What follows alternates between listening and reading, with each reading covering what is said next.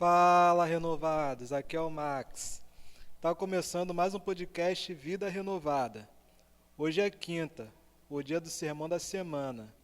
Mas antes de começar, eu queria te convidar a ouvir os nossos outros devocionais e sermões. Já tem bastante conteúdo disponível. Que Deus abençoe a todos. No ar.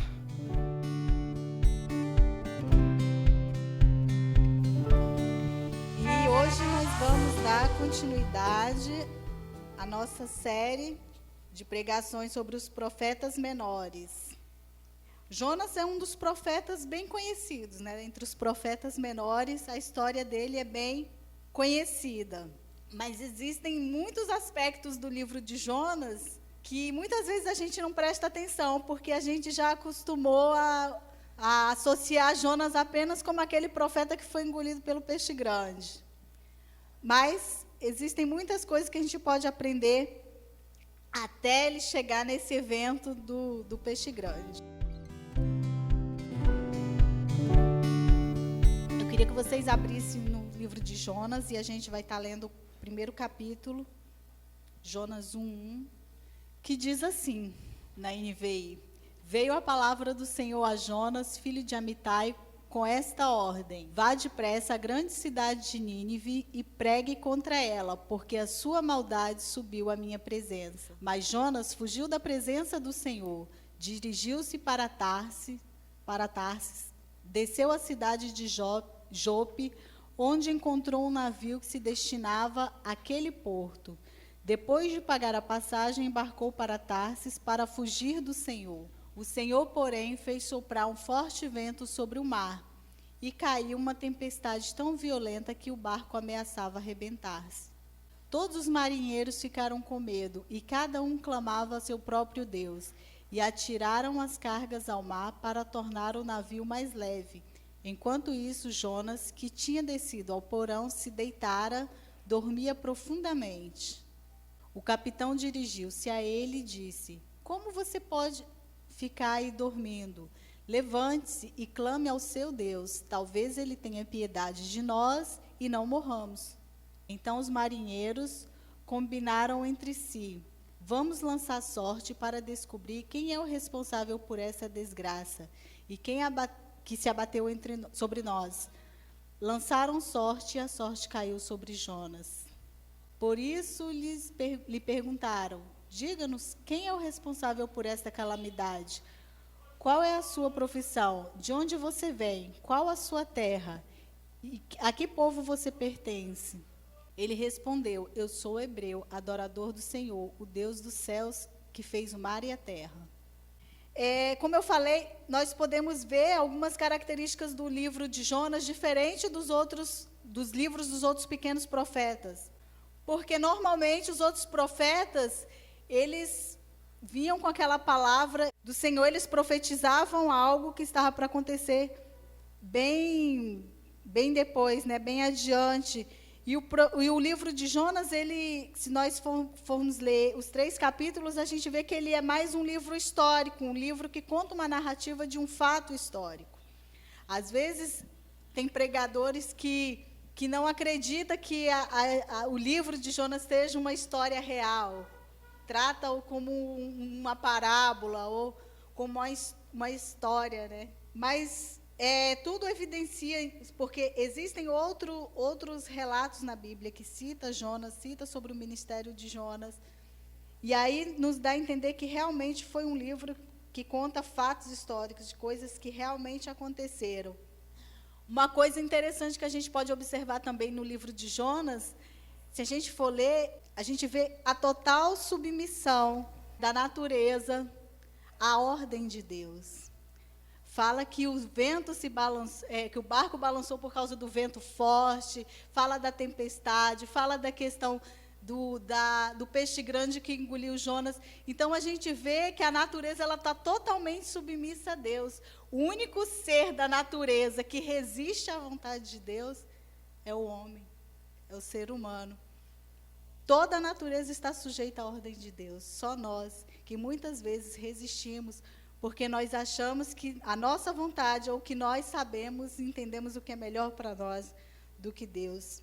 Nós somos os únicos que relutamos à sua vontade. E quem era Jonas? O texto fala que Jonas era filho de Amitai, e que era de uma cidade chamada Gat-Efé. Se a gente abrir lá em 2 Reis 14, 25, a gente vai ver, vai ter essas pistas. Não fala qual reinado, quem era o rei daquela época, mas se a gente for aqui no livro de Jonas, quem reinava em Israel. Mas se a gente for lá em 2 Reis 14, 25, a gente vai ver que quem reinava, Jeroboão II, ele era o rei de Israel naquela época, e que Jonas ele era contemporâneo dos profetas Amós e Oséias. Enquanto Amós e Oséias estavam profetizando para o povo de Israel, que eles se arrependessem, que eles deveriam se arrepender dos seus pecados, que eles se deveriam voltar para Deus, Deus levantou Jonas para propagar o juízo a Nínive. E quem era Nínive? Nínive era uma cidade considerada capital do Império Assírio. E quem eram os assírios? Os assírios eram inimigos ferrenhos do povo de Israel.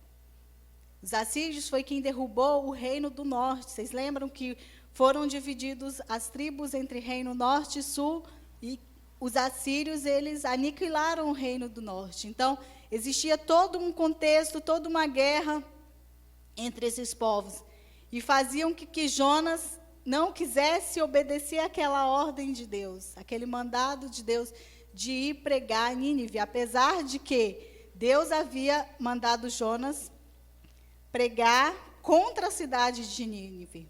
Mas Jonas, como homem de Deus, que conhecia Deus, apesar de todas as suas falhas, apesar de todos os seus problemas internos, suas questões internas, ele sabia que Deus é um Deus longânimo, é um Deus misericordioso, e que se aquele povo ouvisse uma pregação que falasse sobre o juízo de Deus, aquele povo poderia se arrepender, e Deus poderia mudar a sorte daquele povo, e isso não era o que ele desejava. Ele era totalmente nacionalista, ele era daquele patriota, e ele achava que um inimigo de Israel deveria ser tratado como um inimigo de Israel.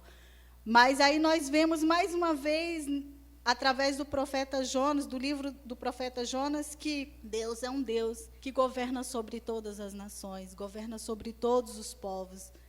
E ele age tanto com misericórdia como juiz em todas as nações. Ele não é um Deus exclusivo de Israel. Ele não é um Deus exclusivo dos crentes. Isso choca a gente, né? Porque a gente acha que Deus só está de olho em nós, que Deus só cuida de nós, que Deus só zela por nós. E Deus cuida de todos, Deus zela por todos, e Deus olha, está com os olhos atentos sobre a vida de cada uma pessoa. Que a vida de nenhuma pessoa foge ao olhar e ao cuidado de Deus, e que Deus deseja para todos nós, como seres humanos, é que nós nos voltemos para Ele. E aí a gente percebe que o livro de Jonas quebra aquele mito de que a gente tem, né, do homem de Deus. Como é que pode? Um homem de Deus, que ouvia a Deus, que foi mandado por Deus para uma missão, mas não quer ir lá obedecer a Deus, tem todos os conflitos em obedecer, tem dificuldade em obedecer a Deus. Ele prega para que os outros se arrependam, mas ele tem dificuldade em se arrepender dos seus erros. E assim somos nós, porque a gente acha que para ser homens e mulheres de Deus, a gente tem que ser perfeito, a gente tem que ser especial. Mas Deus chamou cada um de nós para sermos homens e mulheres de Deus. Deus quer agir através de cada um de nós. E a gente aprende com Jonas que enquanto Deus trabalha através de Jonas, Deus também trabalha em Jonas. E a história dele, a gente vê que está muito mais voltado para como Deus está agindo na vida de Jonas através dos ninivitas. Não é só sobre como é a ira de Deus sobre aquele povo, mas é muito mais do que Deus está fazendo na vida do profeta através daquele povo, mesmo sendo um povo pagão. Existem momentos que nós queremos submeter a vontade de Deus à nossa vontade, assim como Jonas, né? Viver uma vida guiada pela nossa própria vontade nos leva para longe da presença de Deus. Os primeiros versículos nos fala que o Senhor veio e profetizou, veio a palavra do Senhor a Jonas, né? E falou assim: dispõe-te, vai à cidade de Nínive e clama contra ela, porque sua malícia subiu contra mim. Até aí tudo bem. Mas Jonas, sabendo quem era Deus, o que ele fez? Ele se dispôs a fugir para longe da presença de Deus. O versículo 3 fala, ele se dispôs, mas para fugir da presença de Deus. E assim acontece conosco muitas vezes quando Deus nos conclama, quando Deus nos chama, quando Deus quer contar conosco para algo. E que muitas vezes nós resistimos, né? Porque Deus não nos chama para fazer só aquilo que a gente quer. Deus não nos chama para fazer só aquilo que a gente gosta. Deus não nos chama para fazer só aquilo que nos deixa na nossa zona de conforto. Deus não nos chama para conviver só aqueles que pensam igual a nós. Deus nos dá missões que nós achamos impossíveis de fazer. Deus nos chama para missões que confrontam o nosso ego, confrontam a nossa maneira de pensar. E Deus chamou Jonas. Só que Jonas, ele quis submeter a vontade de Deus à sua própria vontade. Ele falou, pregar para aquele povo. E o mais depressa, o que ele fez? Pegou um navio, fala que ele desceu para Jope, pagou a passagem, né, e foi para Tarsis. E se a gente estudar sobre isso, a gente vê que Tarsis, Jonas ele só não deixou de ir para Nínive, como ele foi a direção contrária. E Tarsis era uma cidade que ficava, tipo assim, ponto final do navio. Era o lugar mais longe que ele poderia ficar. Ele não só deixou de ir para onde Deus mandou, como ele foi na direção contrária. Ele fugiu de Deus. Ele achou que poderia fugir de Deus. E aí ele foi na direção contrária. Quando Deus convoca Jonas para pregar o juízo em Nínive, ele corre na direção contrária ao direcionamento que o Senhor lhe deu. E muitas vezes nós fazemos isso, porque nós não queremos abrir mão da nossa vontade, porque nós não achamos que, nós não concordamos com o que Deus quer para as nossas vidas. Nós corremos da presença de Deus. E nós não só deixamos de obedecer, como nós corremos na direção contrária do que Deus quer para nós. E aí a gente começa a passar um monte de perrengue, entra em crise, e a gente muitas vezes não sabe por quê, né? Ou não finge que não sabe por quê. Porque nós estamos correndo da vontade de Deus. Nós queremos que a vontade de Deus se submeta a nós, e não o contrário, não nós nos submetermos na vontade dele. Porque se submeter à vontade de Deus, quer dizer que nós precisamos renunciar ao nosso próprio eu. Não é assim que a Bíblia fala? Foi assim que Jesus ensinou, que tem que renunciar a si mesmo, pegar a sua cruz e segui-lo? E às vezes a gente quer seguir Jesus sem cruz, a gente quer seguir Jesus sem renúncia. E aí a gente foge da presença de Deus. E aí fala que ele foi lá para Tarsis, né? Os próximos versículos fala que, deixa eu ver aqui no 4. Mas o Senhor lançou sobre o mar um forte vento, e fez-se no mar uma grande tempestade, e o navio estava a se despedaçar. Então Jonas entrou naquele barco, ele levou o problema com ele não resolveu, e aí ele começou a acontecer coisas ali naquele lugar, por causa desse problema não resolvido de Jonas. E aí fala que os marinheiros ficaram todo mundo apavorado, todo mundo com medo, e eram pessoas experientes, gente, não eram marinheiros de primeira viagem. Eram pessoas que tinham experiência em navegação, não era a primeira tempestade que aqueles homens provavelmente passavam, mas foi algo que assustou eles, foi algo que eles sentiram que saiu do controle deles. E estava todo mundo apavorado, e como é que Jonas estava? No porão, escondido, dormindo, apático, né? Ele estava apático, na verdade. Quando nós somos guiados por nossa própria vontade, ficamos adormecidos, paralisados espiritualmente, mesmo em meio ao caos. Tudo estava acontecendo, todo mundo queria fazer alguma coisa para descobrir o que estava acontecendo. Mas Jonas estava ali, paradinho, escondidinho, porque ele sabia o que estava acontecendo. Ele sabia que ele era o responsável por aquela situação. Mas, ao invés de querer resolver o problema que ele criou com Deus, ele ficou ali quietinho, ele ficou apático, ele ficou frio espiritualmente, ele ficou indiferente com Deus, ficou indiferente com aquela situação. E nós também, quando estamos correndo da vontade de Deus, é isso que acontece com a gente esfria espiritualmente, a gente não quer mais ir à igreja, a gente não quer mais participar das coisas, a gente não quer ter mais comunhão com Deus, né? Porque a gente acha que dessa forma a gente não vai ouvir o que Deus quer para nós. Nós corremos de Deus, nós corremos de tudo aquilo que envolve Deus, porque nós queremos fingir que o problema não existe. Mas só que Deus, Ele é um Deus que não se deixa enganar. E Ele é um Deus que não tem prazer em que seus filhos se percam. Deus não deixou Jonas naquela situação. Deus não deixou que Jonas permanecesse naquela frieza espiritual. E mesmo que a gente ache um absurdo, a gente ache improvável, Deus levantou um homem para dar uma sacudida, uma chacoalhada ali em Jonas. E quem foi esse homem? Quem foi esse homem, gente? O mestre do navio, o chefe, o líder daquele navio ali, o comandante, o capitão, foi lá falar com Jonas e falou: o que passa contigo? Por que você está aí dormindo? Levanta-te e invoca o teu Deus. Talvez assim o teu Deus se lembre de nós, para que nós não pereçamos. E é incrível como Deus usa as pessoas, e a gente acha que Deus usa só quem a gente coloca dentro daquele padrão ali, né, de que é homem de Deus, porque Deus usou um pagão para falar com ele ali. Aqueles homens serviam outros deuses, e aquele homem falou assim: acorda, clama aí o seu Deus, para que a gente não morra, a gente não pereça, se levanta aí.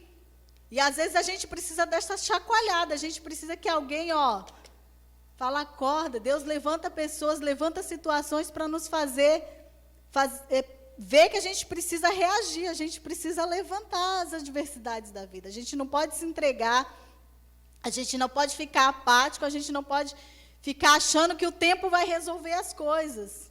Nós precisamos nos levantar e nós precisamos invocar o nosso Deus, amém? Nós precisamos buscar a Ele para que as nossas diferenças, as nossas questões com Deus sejam resolvidas. Jonas precisou ser encorajado para invocar o nome de Deus para que todos não morressem. E aí, eles dizem assim no versículo 7, e diziam uns aos outros: vinde e lancemos sorte para que saibamos por causa de quem nos sobreveio esse mal. E lançaram sorte, e a sorte caiu sobre Jonas. Isso nos mostra que, por mais que a gente tente, por mais que a gente fuja, por mais que a gente fique indiferente, nós não conseguimos esconder o nosso pecado, as nossas falhas, a nossa culpa de Deus. A gente pode até esconder das pessoas, mas nós não conseguimos esconder de Deus. A Deus nada é encoberto. E quando fala que eles lançaram sorte, era uma prática que existia não só entre o meio dos povos pagãos, mas dentro do próprio povo de Israel. Se a gente pensar na época em que eles estavam vivendo, eles ainda não passaram pelo derramamento do Espírito Santo.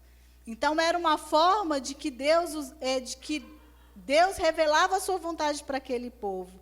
E como era esse lançar a sorte? Era mais ou menos como se fosse um par ou ímpar, um zerinho ou um, mas era uma forma de que Deus revelava a vontade dele para aquele povo.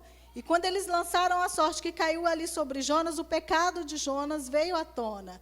Não porque Deus queria envergonhar Jonas, não porque Deus queria humilhar a Jonas, mas porque Deus queria que ele tomasse consciência de que a desobediência dele estava trazendo todo aquele caos, estava trazendo toda aquela consequência. Eu queria que a gente lesse lá em Salmo 32, do 3 ao 5, que fala sobre essa questão da gente esconder os nossos pecados. O que Davi nos ensina sobre isso. Que diz assim: enquanto calei os meus pecados, envelheceram os meus ossos, pelos meus constantes gemidos todo dia. porque a tua mão pesava dia e noite sobre mim, e o meu vigor se tornou sequidão de estio.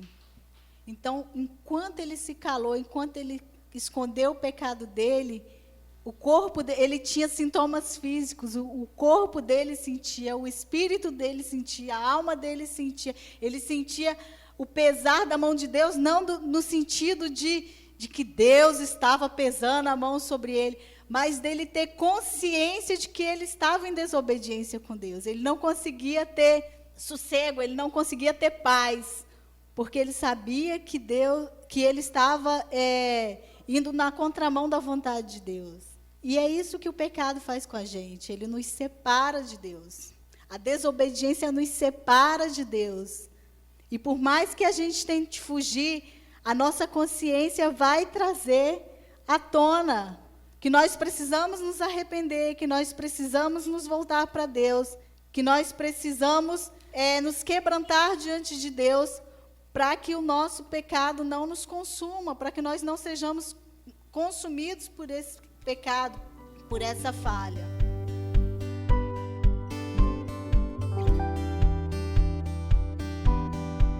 E a gente aprende também no livro de Jonas que a nossa desobediência a Deus causa danos não apenas na nossa vida, mas na vida dos outros também, na vida das pessoas que estão ao nosso redor. Porque a partir do momento que Jonas pegou um navio para ir em direção contrária à vontade de Deus, muitas coisas ruins aconteceram, não só na vida dele, mas na vida daqueles homens que estavam em volta dele.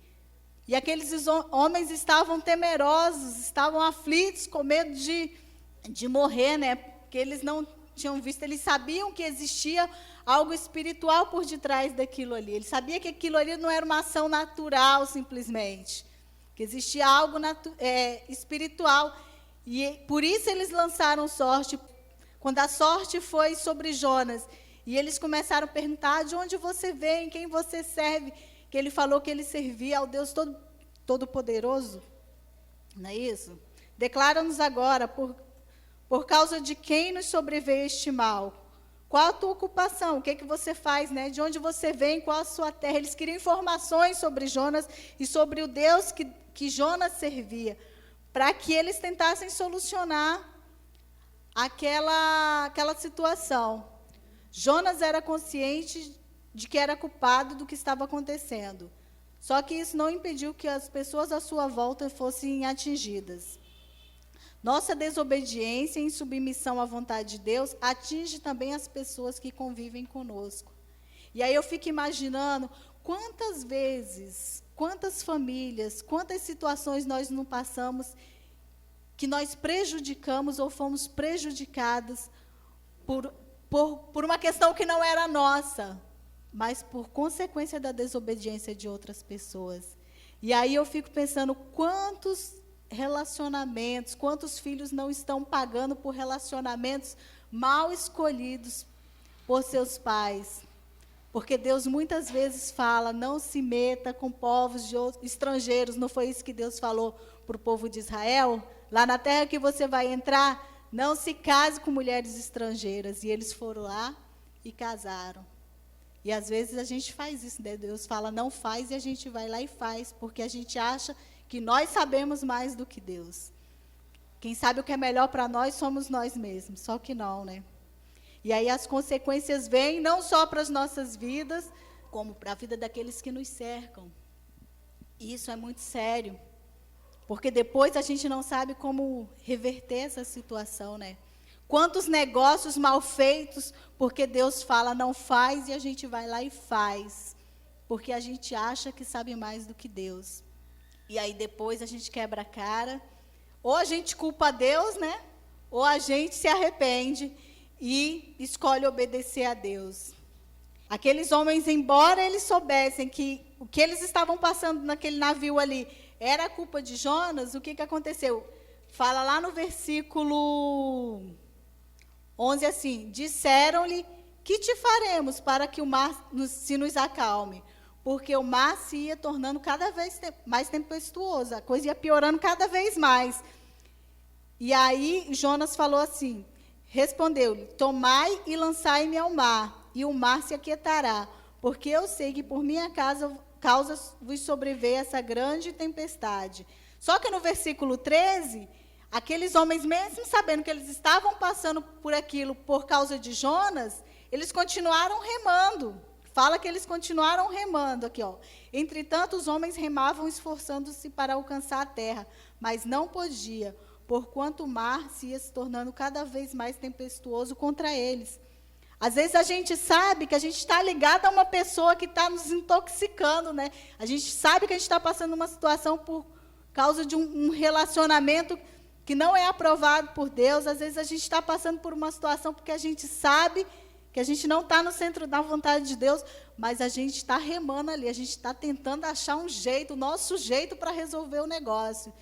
E a coisa vai ficando cada vez pior, não é isso que fala aqui? Que vai ficando cada vez pior. E nós fazemos como Jonas, né? Lutamos contra Deus até aonde não dá mais. A gente tenta empurrar com a barriga do que resolver as nossas pendências. Às vezes fazemos como aqueles homens, ignoramos nossas pendências com Deus e achamos que o tempo resolve tudo. Quem já não ouviu aqui?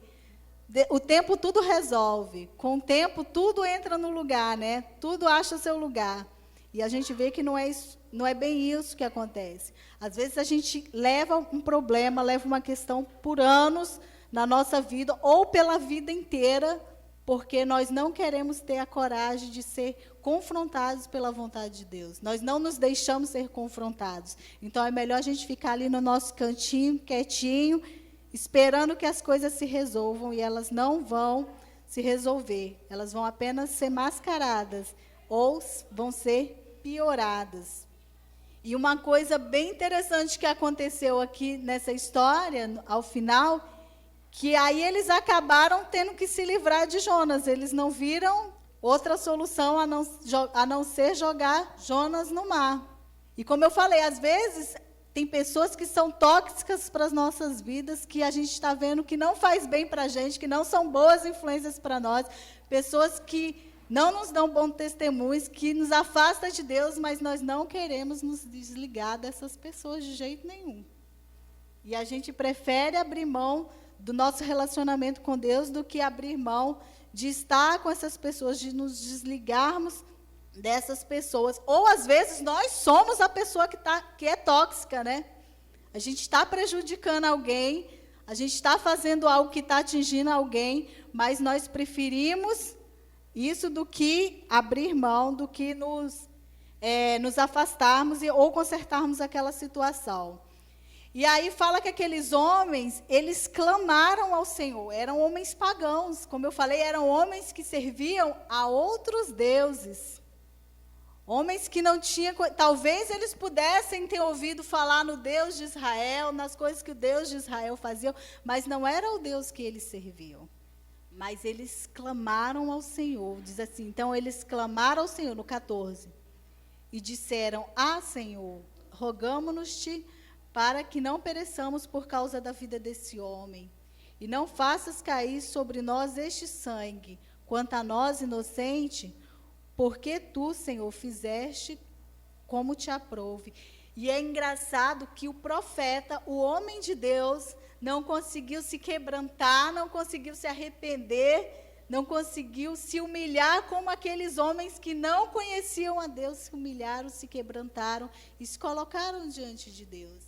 Deus, ele é um Deus que ele nos confronta todo dia, em todas as situações, quando a gente acha que é alguma coisa, né? Porque eu sou o padrão de crente, o politicamente correto. E a gente começa a olhar para as pessoas e a julgar o comportamento das pessoas, porque elas não estão dentro daquele padrão que nós reconhecemos como sendo o certo. E aí, aqueles homens se quebrantaram e o profeta não conseguiu enxergar o seu erro, não conseguiu voltar o seu coração para Deus. E fala assim, e levantaram a Jonas e o lançaram ao mar, e cessou o mar da sua fúria.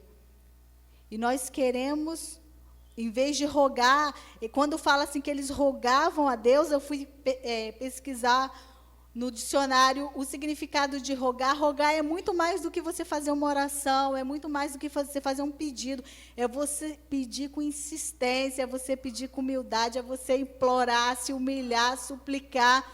Então, aqueles homens, mesmo não conhecendo aquele Deus, eles reconheceram o poder de Deus ali naquela hora.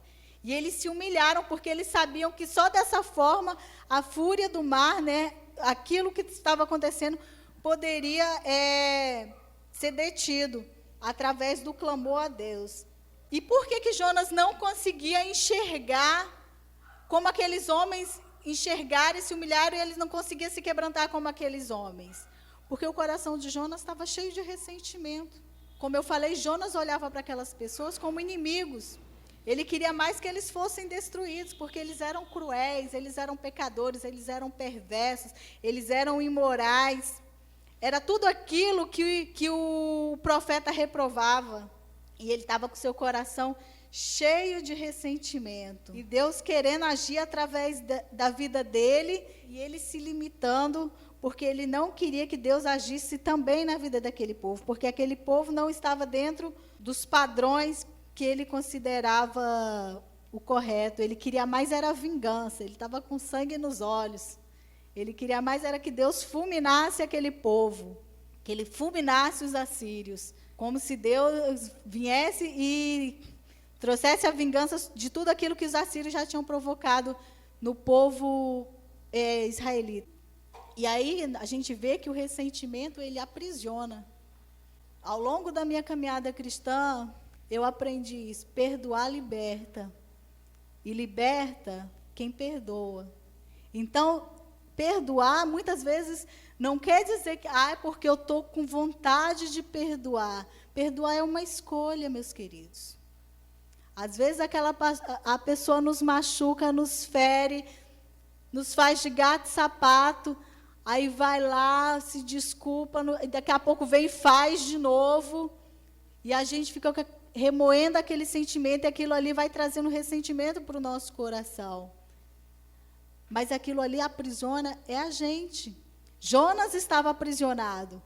Ainda que ele fosse um homem de Deus, ainda que ele fosse um profeta de Deus, ele estava aprisionado por aquele ressentimento. E por isso ele não conseguia ver como Deus via, como Deus olhava para aquelas pessoas. Ele não conseguia olhar para aquela nação com um olhar de compaixão, com um olhar de alguém que queria que aquelas pessoas se arrependessem e voltassem para Deus. Ele não conseguia olhar para aquelas pessoas como alguém que precisavam de Deus, porque ele estava aprisionado. Na contramão disso, a gente aprende que enquanto o ressentimento aprisiona, o perdão ele liberta. Porque os assírios, mesmo sendo um povo pagão, mesmo sendo um povo imoral, um povo cruel, um povo pecador, eles foram libertos, porque eles aceitaram, eles reconheceram o perdão de Deus nas suas vidas. E a gente precisa reconhecer esse perdão de Deus todos os dias na nossa vida. E nós precisamos aprender com esse perdão de Deus. Porque enquanto nós precisamos ser perdoados, a gente prega o perdão. Mas quando somos nós que temos que perdoar, muitas vezes nós deixamos o ressentimento falar mais alto, nós deixamos o ressentimento falar acima dos nossos princípios cristãos, daquilo que Deus tem falado conosco.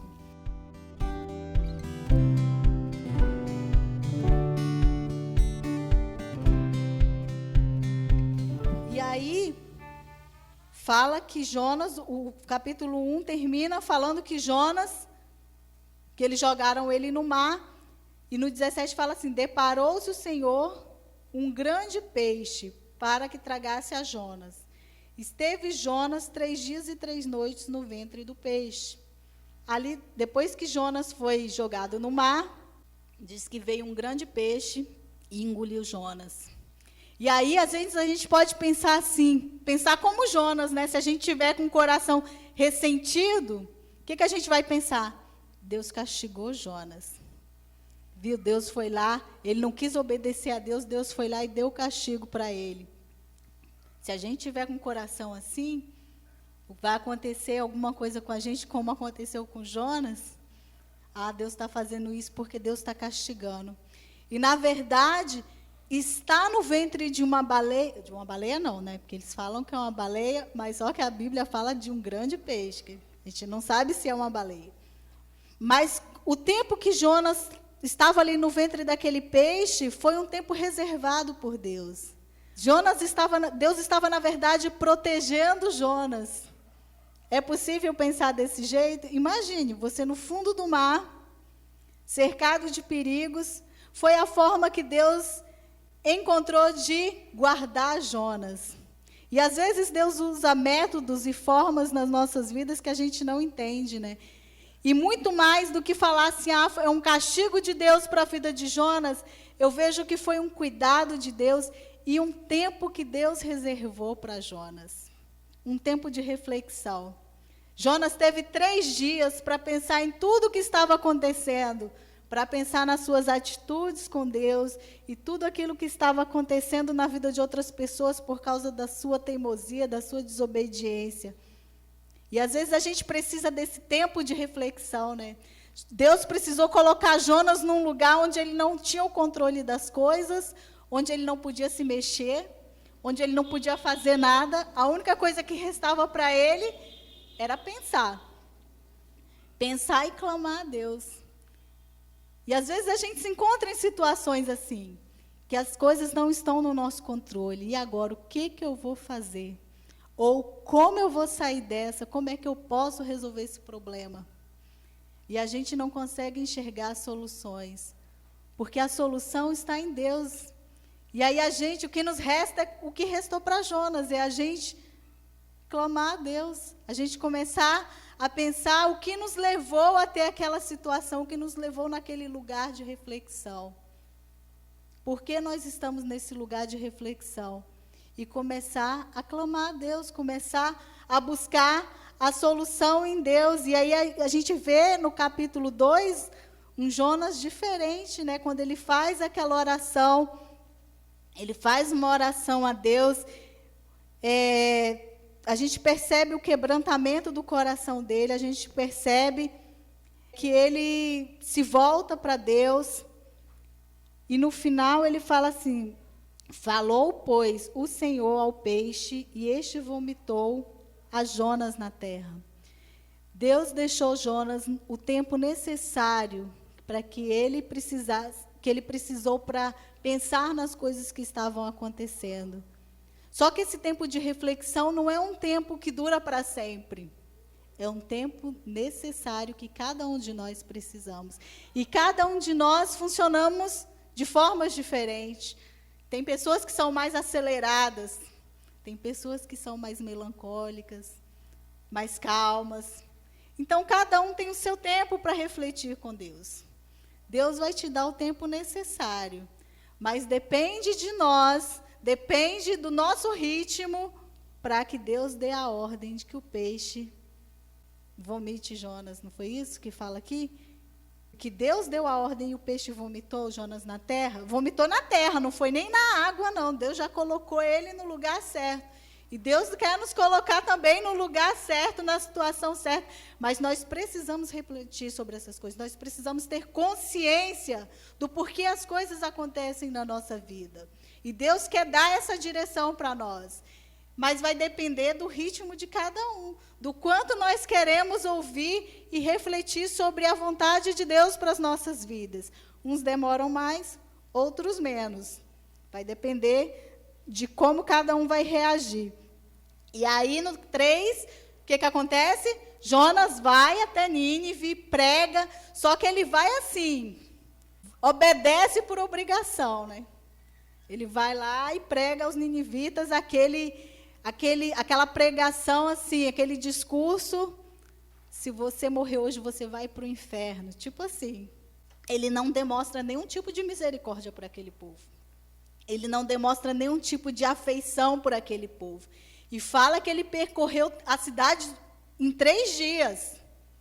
E ele foi falando, pregando o juízo mesmo sobre aquela nação.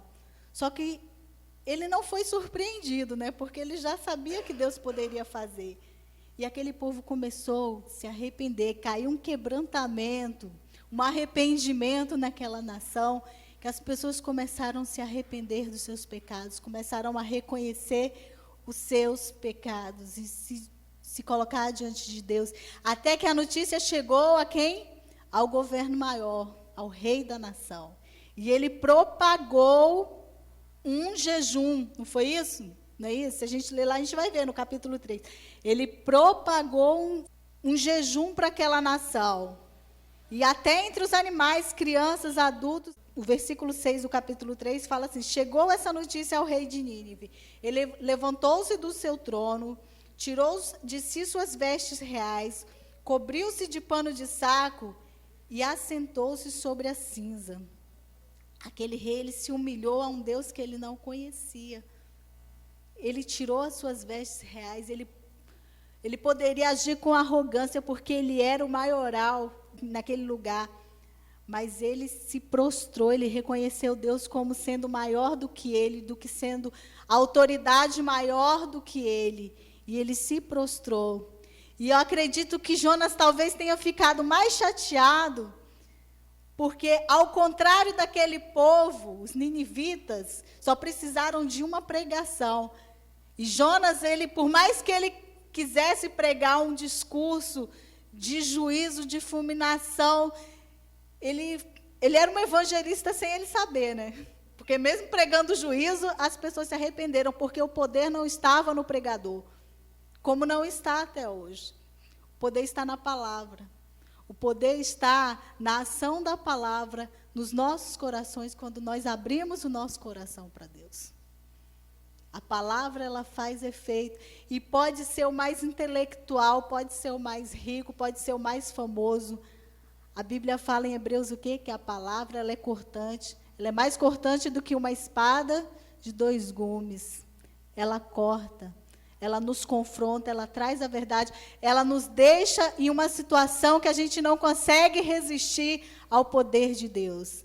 Ainda que nós não queiramos compromisso com esse Deus, nós temos que reconhecer que Ele é Deus e que Ele é o Todo-Poderoso. Amém? E para Jonas era difícil acreditar como aquele povo, com apenas uma pregação, se converteu, e como os israelitas já vinham ouvindo. Deus levantava profetas e profetas e profetas para aquele povo, para que aquele povo se arrependesse. O povo de Deus. O povo de Deus. E aquele povo não se arrependia. Aquele povo pagão, que nunca tinha ouvido falar de Deus, assim que ouviu, se arrependeu. E nós temos muito que aprender com eles. A gente tem muito que aprender com essa situação. Que mesmo nós sendo considerados o povo de Deus, nós estamos sujeitos a cair. Que mesmo nós sendo considerados, nós precisamos ter os ouvidos atentos ao que Deus nos fala, porque nós não sabemos de tudo. O Senhor é a verdade, mas nós não somos donos da verdade, Ele é o dono da verdade. E cabe a nós seguirmos essa verdade. E cabe a nós a vivermos essa verdade e a pregarmos essa verdade, porque ela não é só para nós. Ela é para todos. E eu não falei aqui o tema da pregação, mas tem a ver com isso. O amor de Deus alcança todos. E todos quem? Todos os que se arrependem. O amor de Deus não está limitado ao que eu penso, ao que eu acho, ao meu modo de ver as coisas. Ele alcança todos, ele veio para todos. Não é isso que a Bíblia fala? Que Jesus veio para todos. Todos quantos o quiserem, todos quantos que creem. E aquele povo, ele quis. Só que o profeta não bastante, ele ficou desolado com aquele quebrantamento. Devia ser um dia de festa, né? Um dia de alegria. Poxa, toda uma nação se converteu, toda uma cidade se converteu ao Deus Todo-Poderoso, mas ele não, ele ficou abatido, ele ficou enfurecido, ele ficou triste, e fala que ele saiu da cidade. Aqui no capítulo 4 fala isso. Com isso, desgostou-se Jonas extremamente e ficou irado. Além de desgostoso, ele ficou com raiva. E orou ao Senhor e disse: Ah, Senhor, não foi isso que eu disse, estando ainda na minha terra? Por isso me adiantei fugindo para Tarsis, pois sabia que tu és Deus clemente e misericordioso e tardio em irar-se, e grande em benignidade, e que te arrependes do mal. Peço-te, pois, Senhor, que tira a minha vida, porque é melhor morrer do que viver. Agora vai entender como é que um homem de Deus consegue se indignar tanto a ponto de querer morrer porque uma nação se converteu, porque um povo diferente do dele se converteu. A gente não consegue entender, né? E muitas vezes a gente agimos como ele, a gente reprova a ação de Jonas, mas muitas vezes nós agimos como Jonas. Porque a gente acha que Deus tem que agir só na nossa vida. Deus só age no meio do seu povo. Não é isso que a gente muitas vezes pensa, a concepção que a gente tem? Mas Deus, Ele quer agir na vida de todos que se arrependem. Ele quer agir na vida de todos os que creem. E Jonas, ele quis até morrer por causa disso. No 4:4 diz assim: e disse o Senhor, é razoável essa sua ira? Então Jonas saiu da cidade e assentou-se ao oriente da mesma. E Deus falou, Jonas, é justificado isso que você está sentindo, essa raiva, toda essa ira. E aí Deus aplica uma lição a Jonas. Ele fica ali, Deus faz crescer uma plantinha, e essa plantinha faz sombra para ele. E aí ele fica todo feliz, né, todo agradecido a Deus, porque ele viu o cuidado de Deus com ele, ele viu que Deus cuidou dele ali naquele momento difícil. Na verdade, eu acho que Jonas estava passando por uma crise existencial ali. E aí, Deus foi lá e permitiu que um vermezinho fosse lá e comesse a planta, e o sol começou a bater em Jonas de novo, e aí Jonas começou a se irar de novo, né? É bom, né, quando Deus age de misericórdia com a gente, quando tudo vai bem, quando as coisas estão da maneira que nós queremos, da maneira que nós achamos que é correto. Aí, quando Deus vai lá e nos tira da zona de conforto, o que acontece? A gente deixa de agradecer e começa a murmurar. Deus deixa de ser bom, né? Só que não é Deus que deixa de ser bom. A gente, Deus nos tira dessa zona de conforto, dessa área de conforto, para que nós possamos enxergar quem nós realmente somos, como nós precisamos melhorar. E aí, Deus fala, você deu mais valor a uma planta, Jonas, do que ao arrependimento dessas pessoas. E mostra o que realmente importava para Jonas. O ego dele era mais importante para ele do que a vontade de Deus para a vida daquelas pessoas, do que o arrependimento daquelas pessoas. E aí tem muitas coisas para nós pensarmos nessa questão do livro de Jonas, né? De como a nossa desobediência, ela nos atinge as pessoas, como é que nós aceitamos ou não os propósitos de Deus para nós. E aí eu fico pensando em como nós exaltamos o nosso livre-arbítrio, né? A gente tem o maior prazer de dizer, mas porque Deus nos deu livre-arbítrio, e aí a gente pode fazer escolha. Isso só demonstra o quanto nós queremos ser independentes de Deus, o quanto nós queremos fazer as nossas escolhas independente da vontade de Deus. E nós aprendemos também que as misericórdias divinas é capaz de nos dar novas oportunidades. Deus passa o livro de Jonas todo mostrando a misericórdia dele. Para a vida de Jonas, para a vida daqueles marinheiros, para a vida do povo assírio. As misericórdias de Deus, elas se renovam a cada manhã, todos os dias, não é isso que a gente aprende na Bíblia? Que todos os dias Deus nos dá novas chances, Deus nos dá uma oportunidade de fazermos diferentes. Deus nos dá uma oportunidade de submetermos a nossa vida à vontade dEle. E cabe a nós escolhermos se nós queremos ter uma vida direcionada pelo Espírito. Porque agora a gente não precisa mais lançar sorte. A gente não precisa tentar adivinhar o que Deus quer das nossas vidas. Porque Deus já mandou o Espírito Santo dele. Deus enviou o seu Espírito Santo e derramou sobre cada um de nós. E eu não preciso aqui falar o que você tem que fazer da sua vida. Porque o Espírito Santo revela a cada um de nós. É Ele que nos ensina, é Ele que nos instrui, é Ele que nos capacita, é Ele que nos revela a vontade de Deus. E às vezes a gente fica em questões Não porque nós não conhecemos a vontade de Deus para as nossas vidas, mas porque nós não queremos realizar essa vontade em nossas vidas. Nós ficamos resistentes a essa vontade de Deus para as nossas vidas. E aí eu quero terminar desafiando a gente a pensar nisso, de que no final Jonas, o profeta, ele aprendeu ou não a lição que Deus queria ensinar para ele? O que vocês acham? Eu acho que o livro não deixa muito claro, né? Apesar do descontentamento dele ali.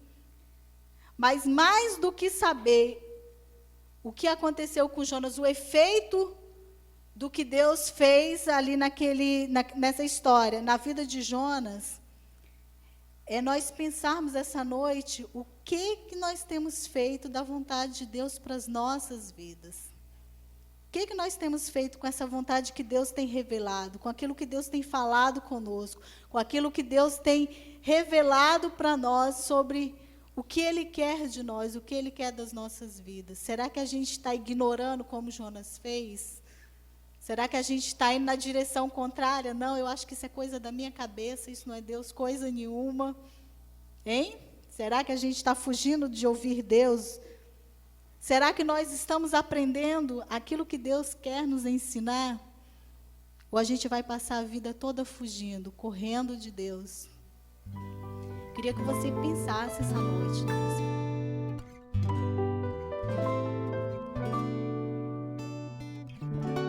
Este podcast foi editado pela equipe multimídia da Igreja Cristã Vida Renovada.